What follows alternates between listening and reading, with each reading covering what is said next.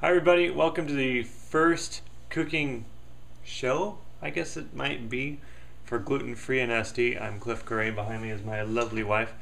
So why did I start Gluten Free and SD? Well, about 2.5 years ago I started coming down with chronic conditions. I could not figure out what was causing them. It got so bad that I was pretty much homebound for the better part of a month or two before I really got to the bottom of what was causing it, even after going and seeing specialists. I was having bowel issues. I could not figure out what was going on. So one day my wife, who's behind me, comes home and she says, I think you have a gluten allergy. So I wiped gluten out of the diet. 3 months later, I'm doing really well. I think looking back in retrospect, I think my whole life I've been gluten intolerant. After I started eating everything that doesn't include gluten, I've had a complete change in health. I feel like I'm 33 now. I feel like I'm 25 again. It's been a great experience. So I thought, well, why not put together a blog that kind of aggregates a community of people that are going gluten-free or thinking about going gluten-free or are gluten-free. And I think one of the trickiest things about the gluten diet is the actual awareness of the food you can and can't eat, and also preparing your meals. And so the first month was pretty rough because I couldn't figure out what I could and could not eat, and also how to cook stuff without gluten, without wheat.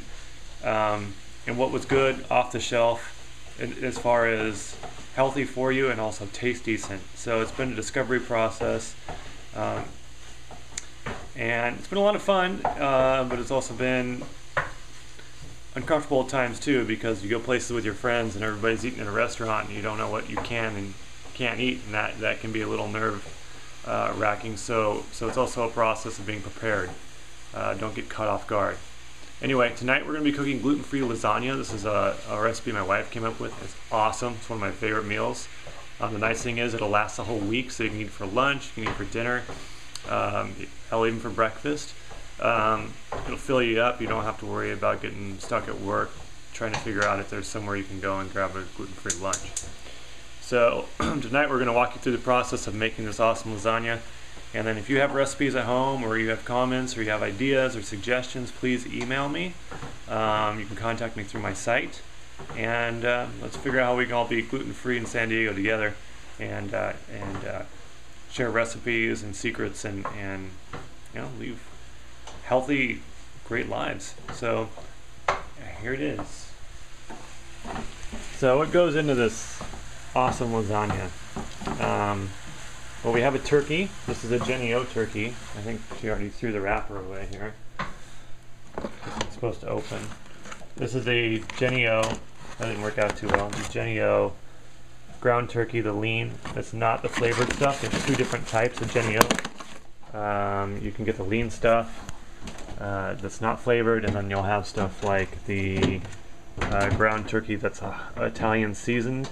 Now, we bought this yesterday. I have no idea if this is gluten-free or not. It has a couple of other things in it, like BHT and a few preservatives. I don't know what's in those, so I'm not going to eat that because I don't want to be paying for it in the morning. And then what we also have that goes into this is an onion, and then the onions and the mushrooms are going to be sauteed together.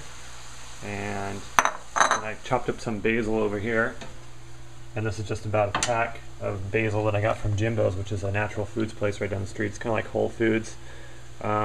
Not necessarily cheaper, but a little bit smaller.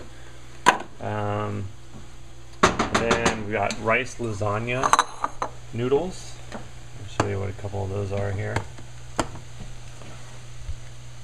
And these are available at your natural food store as well. While it sounds disgusting, these are actually pretty good, and it's pretty hard to tell the difference. What's even cooler about those is that you don't have to boil them before you lay them down. So you can actually just throw them in to your pan, to your cooking pan, and then it'll just get soft when it's baking. So that's really cool. It's like less work. Yes, less work really is good. No hassle.